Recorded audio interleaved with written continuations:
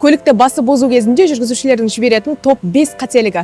Бірінші қателік ұзаққа созылған басып озу. Көбінесе бұл жүргізушінің төменгі беріліске ауыспауынан немесе өзінің көлігінің мүмкіндіктерін жете сезінбеуінен болады. Мұндай маневр қарсы алдында келе жатқан көлікке дейінгі уақыт пен қашықтықты дұрыс есептей алмау қаупін тудырады. Екінші қателік айнаға қарамау. Егер сіз басып озар алдын айнаға қарамасаңыз, сіздің алдыңызда біреу сізді басып озып жатқан болуы мүмкін. Нәтижесінде сіз оны қысып, апаттық жағдай тудырасыз. Сол үшін маневр алдын міндетті түрде айнаға қараңыз. Үшінші қателік ауа райын ескермеу. Жаңбыр, тұман, көктайғақ, қар көшкіні кезінде басып озудан бас тартқан жөн. Келесі қателік тізбектеліп басып озу. Бұл алдыңғы көлік басып озуға шыққанда екінші көліктің оған жабысып, соңынан ілесуі. Мұндай жағдайда артқы жүргізуші алдында не болып жатқанын көрмейді және қарсы алдында тұрған көлікке дейінгі қашықтықты есептей алмай қалады. Соңғы қателік басып озуға кедергі жасау. Бір көліктің жүргізушісі басып озуға шыққанда, екінші көліктің жүргізушісі жол бермей, әдейі басып озу үшін жылдамдықты арттырады. Соның салдарынан озып келе жатқан жүргізуші жылдамдығын одан бетер көбейтуге мәжбүр болады. Бұл маневрді аяқтауды қиындатып, өте қиын жағдай туғызады. Осындай пайдалы ақпараттардан үнемі хабардар болып отыру үшін әлеуметтік желілеріміздегі Protachki.kz парақшасына жазылыңыздар.